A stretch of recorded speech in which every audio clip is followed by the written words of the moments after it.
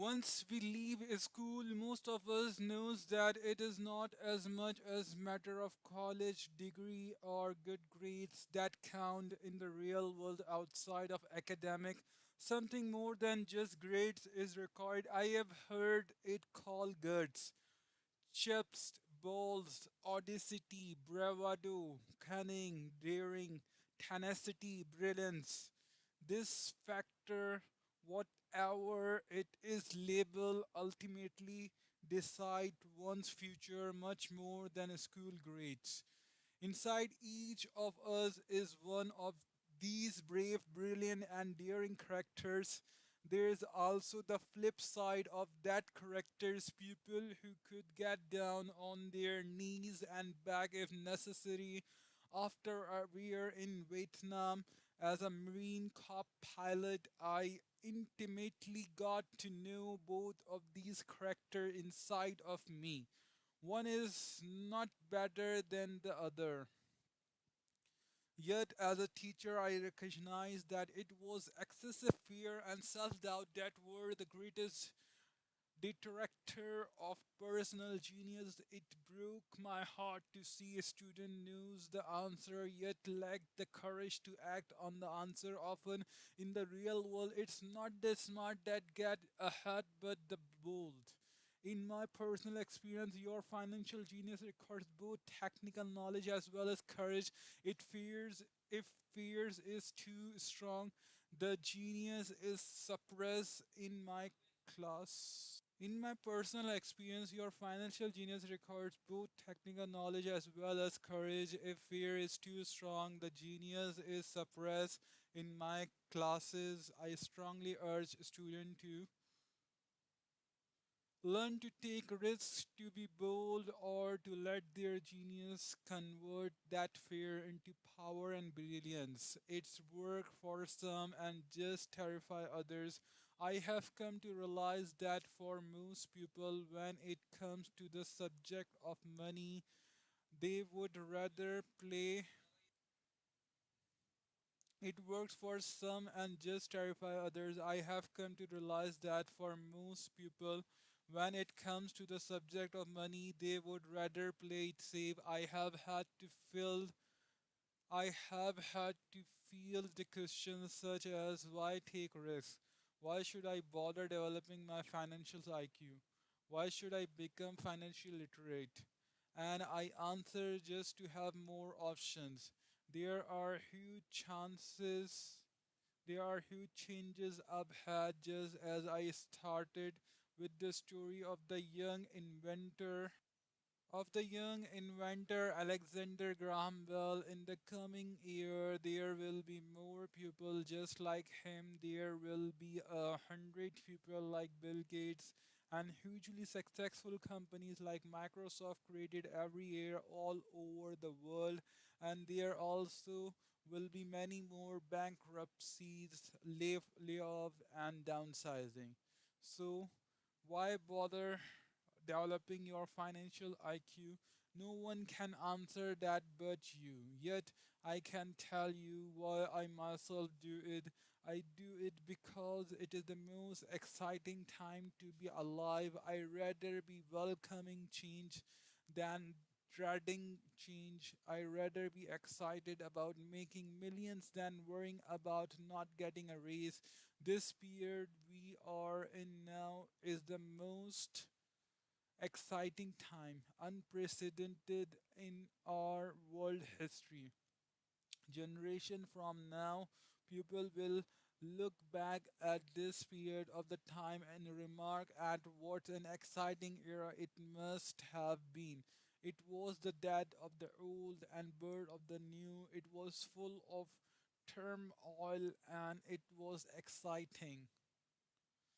So why bother developing your financial IQ? Because if you do, you will prosper greatly, and if you don't, this period of time will be a frightening one. It will be a time of watching people move boldly forward while others cling to decaying life ring. Land was wealth 300 years ago. So the person who owned the land owned the wealth. Then it was factories and productions, and America rose to dominance. The industrialists owned the wealth. Today it is information, and the person who has the most timely information owns the wealth. The problem is information flies all around the world at the speed of light. The new world cannot be contained by boundaries and border as land and factories were. The changes will be faster and more dramatic.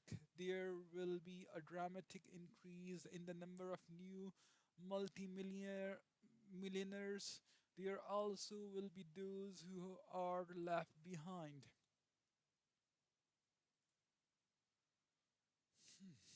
Today, I find so many people are struggling, often working harder simply because they cling to old ideas. They want things to be the way they were. They resist change. I know people who are losing their jobs or their houses. They blame technology or the economy or their boss. Sadly, they fail to realize that they might be the problem. All ideas are their biggest liability. It is the liability simple because they fail to realize that while that idea or way of doing something was an asset yesterday, yesterday is gone. One afternoon, I was teaching investing using a board game I had invented, cash flow, as a teaching tool. A friend had brought someone along to attend the class. This friend of a friend was recently divorced, had been badly burned in the divorce settlement, and was now searching for some answers. Her friend thought the class might help. The game was designed to help people learn how money works. In playing the game, they learned about the interaction of the income statement with the balance sheet. They learned how cash flow between the two and how the roots to wealth is true is striving to increase your monthly cash flow from the asset column to the point that it exceeds your monthly expenses. Once you accomplish this, you are able to get out of the rat race and out onto the fast track. As I have said, some people hate the game, some love it, and others miss the point. This woman missed a valuable opportunity to learn something in the opening round as she drew a doodad card with the board on it. At first, she was happy. Oh, I got a boot. Then, as her friend tried to explain how the number worked on her income statement and balance sheet, she got frustrated because she had never liked math. The rest of her table waited while her friend continued explaining the relationship between the income statement, balance sheet, and the monthly cash flow. Suddenly, when she realized how the numbers work, it dawned on her that her boat was eating her alive. Later on in the game, she was also downsized and had a child. It was a horrible game for her. After the class, her friend came by and told me that she was upset. She had come to the class to learn about investing and did not like the idea that it took so long to play a silly game. Her friend attempted to tell her to look within herself to see if the game reflected on herself in any way. With that suggestion, the woman demanded her money back. She said that the very idea that a game could be a reflection of her was ridiculous. Her money was promptly refunded and she left. Since 1984, I have made millions simply by doing what the school system does not. In a school, most teacher lecture. I hated lectures as a student. I was soon bored and my mind would drift. In 1984, I began teaching via games and simulations. I always encourage adult students to look at game as reflecting back to what they know and what they needed to learn. Most importantly, a game reflect back one on one's behavior. It is an instant feedback system. Instead of the teachers lecturing you, the game is feeding back a personalized lecture custom made just for you. The friend of the woman who left later called to give me an update. She said her friend was fine and had calmed down in her cooling off period. She could see some slight relationship between the game and her life. Although she and her husband did not own a boat, they did own everything else imaginable. She was angry after their divorce, both because he had run off with a younger woman and because after 20 years of marriage they had accumulated little in the way of assets. They were virtually nothing for them to split. Their 20 years of married life had been incredible fun, but all they had accumulated was a ton of do doodads. She realized that her anger at doing the numbers, the income statement, and balance sheet came from her embarrassment of not understanding them. She had believed that finances were the main job. She maintained the house and did the entertainment, and he handled the finances. She was now quite certain that in the last 5 years of their marriage, he had hidden money from her. She was angry at herself for not being more aware of where the money was going, as well as for not knowing about the other woman. Just like a board game, the world is always providing us with instant feedback. We could learn a lot if we turn in more.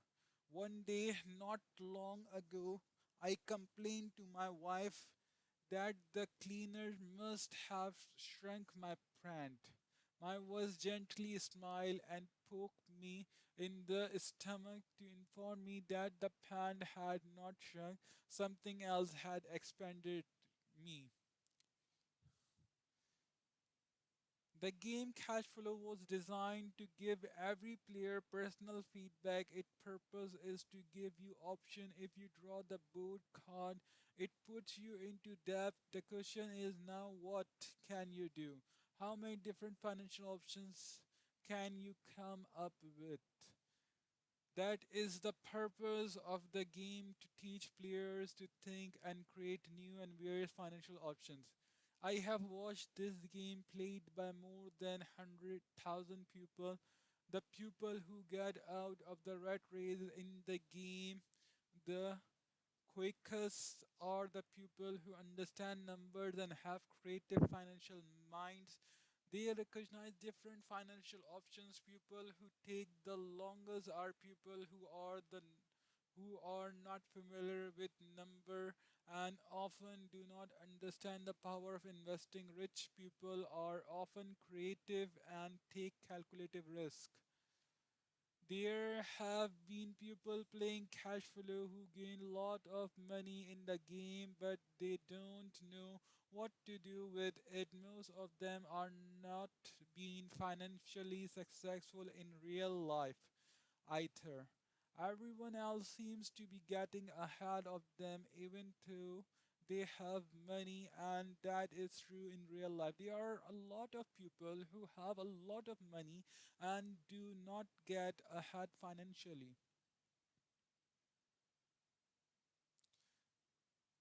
Chapter 7, Lesson 6: Work to learn, don't work for money. In 1995, I granted an interview with a newspaper in Singapore. The young female reporter was on time. The interview got underway immediately. We sat in the lobby of a luxurious hotel, sipping coffee and discussing the purpose of my visit to Singapore. I was to share the platform with Zig Ziglar. He was speaking on motivation, and I was speaking on The Secrets of the Rich. Someday I would like to be best-selling author like you. She said I had seen some of the articles she had written for the paper and I was impressed. She had a tough, clear style of writing. Her article held a reader interest.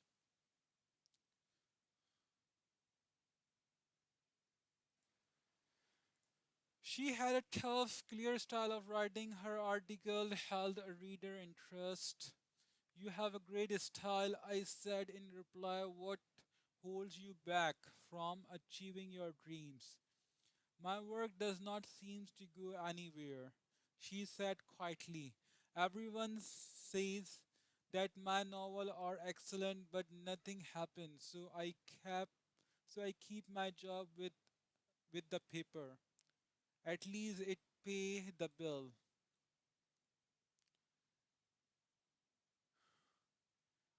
Do you have any suggestions?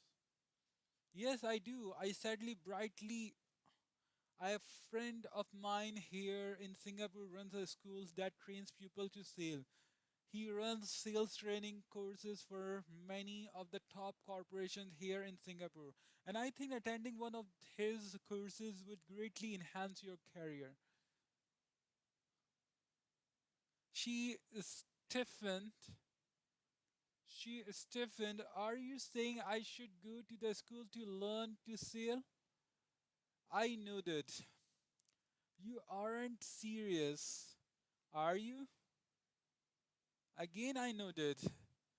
What is wrong with that? I was now back paddling. She was offended by something, and now I was wishing I had not said anything in my attempt to be helpful. I found myself defending by suggestions. I have a master degree in English literature. Why would I go to school to learn to be a salesperson? I am a professional. I went to school to be trained in a profession. I went to school to be trained in a profession so I would not have to be salesperson. I hate salespeople. All they want is money. So tell me why I should study sales. She was now packing her briefcase forcefully.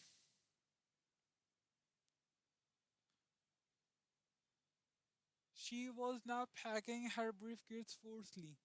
The interview was over. On the coffee table sat a copy of an earlier best selling book I wrote. I picked it up as well as the notes she had jotted down on her legal pad. Do you see this? I said, pointing to her notes. She looked down at her notes. What? She said, confused. Again, I pointed deliberately to her notes. On her pad, she had written Robert Kiyosaki, best selling author. It says best selling author, not best writing author.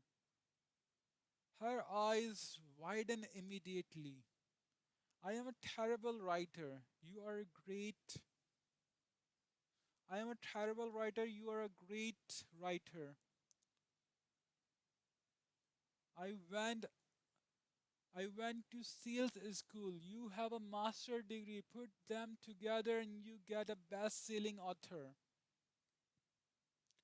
and best writing author. Anger flared from her eyes. I'll never stoop as low as to learn how to sell. People like you have no business writing. I am a professional trained writer and you are a salesman. It is not fair.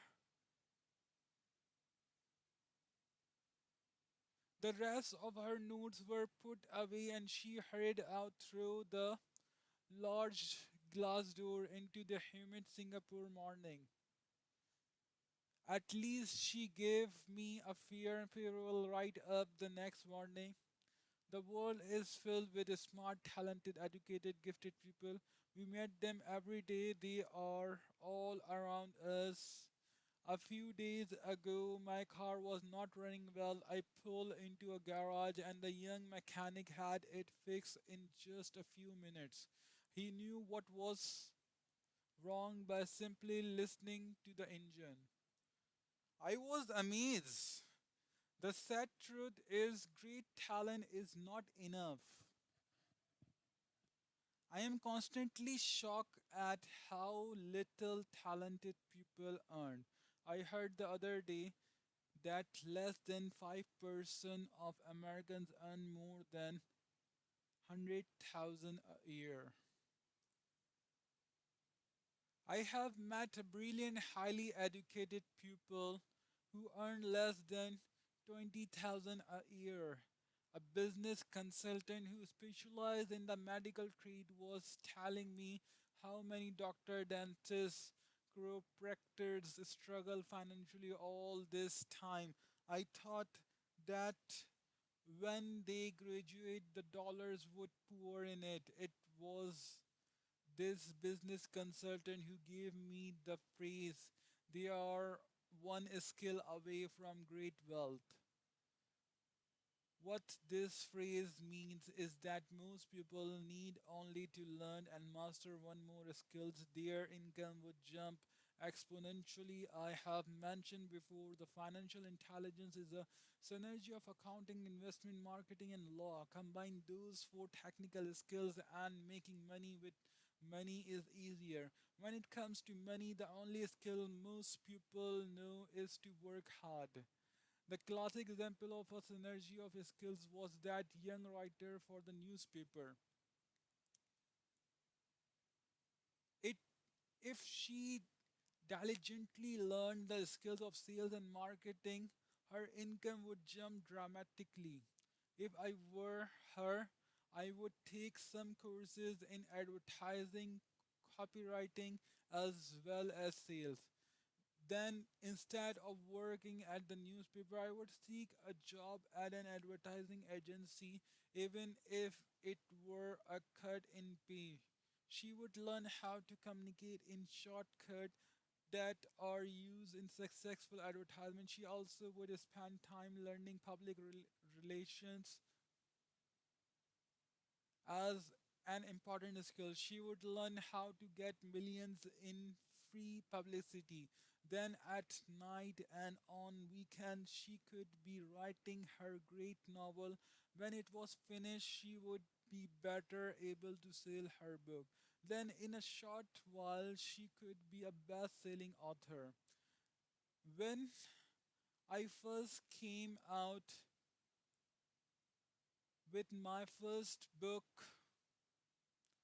if you want to be rich and happy, don't go to school. A publisher suggested I change the tide of I change the tide to the economic of education. I told the publisher that with a title like that I would sell two books, one to my family and one to my best friend.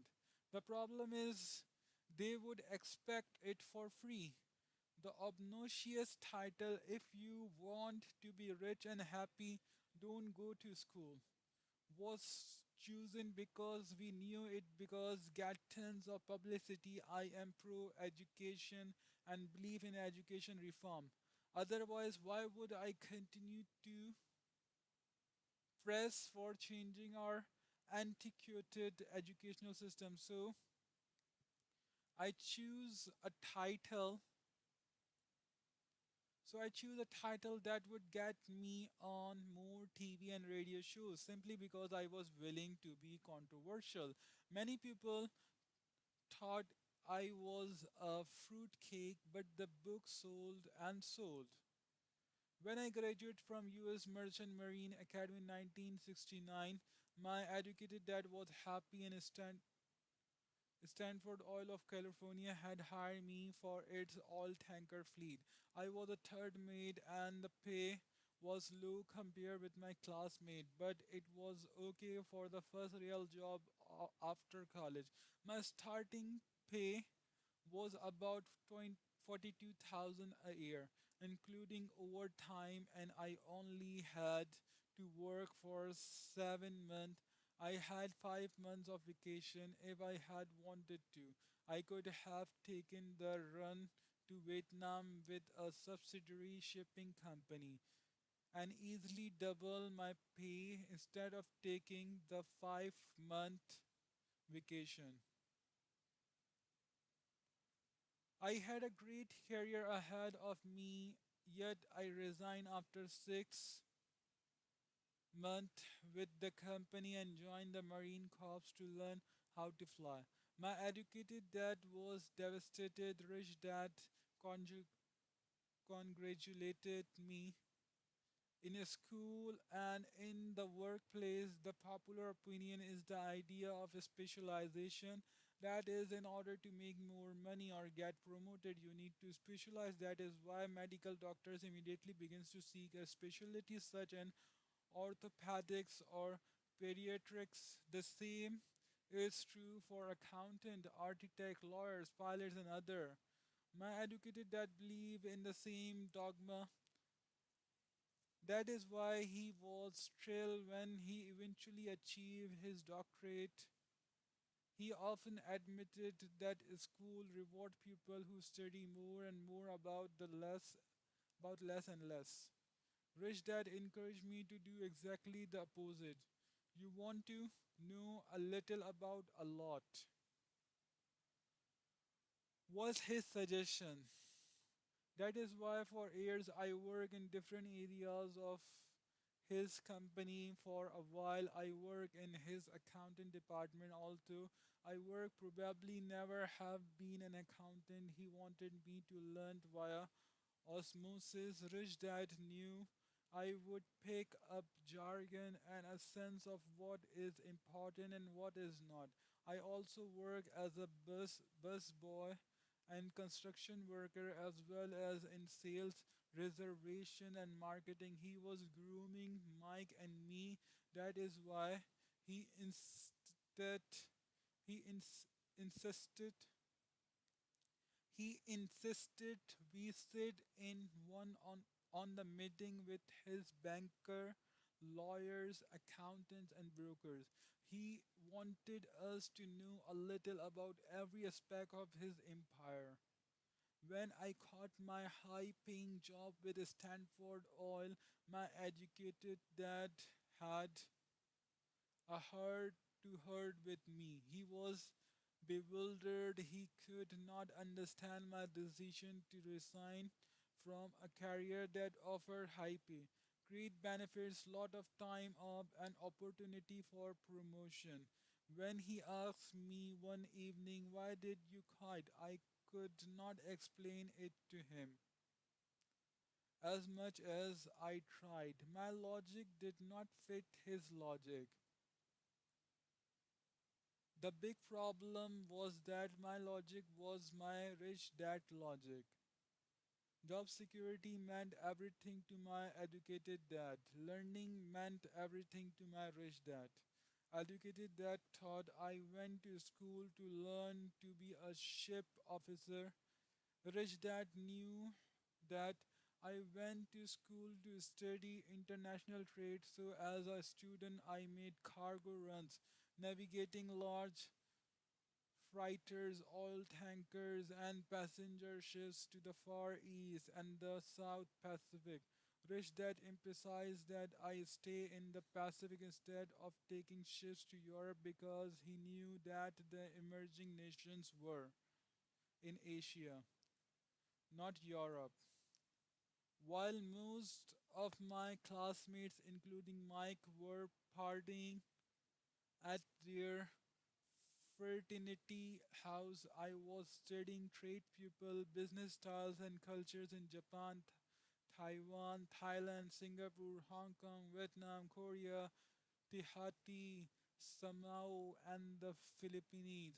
I also was partying, but it was not in any fraud house. I grew up rapidly educated that just could not understand why I decided to quit and join the Marine Corps. I told him I wanted to learn to fly, but really I wanted to learn to lead troops. Rich Dad explained me that the hardest part of running a company is managing people. He had to spend 3 years in the army. My educated dad was draft exempt. Rich dad told me of the value of learning to lead man into dangerous situation. Leadership is what you need to learn next. He said, if you are not a good leader, you will get shot in the back just like they do in business. Returning from Vietnam in 1973, I resigned my commission even though I love flying. I found a job with Xerox Corp. I joined it for one reason, and it was not for the benefit. I was a shy person, and the thought of sailing was the most frightening subject in the world. Xerox has one of the best sales training programs in America. Rich dad was proud of me. My educated dad was ashamed being an intellectual. He thought that salespeople were below him. I worked with Xerox for 4 years until I overcome my fear of knocking on doors and being rejected.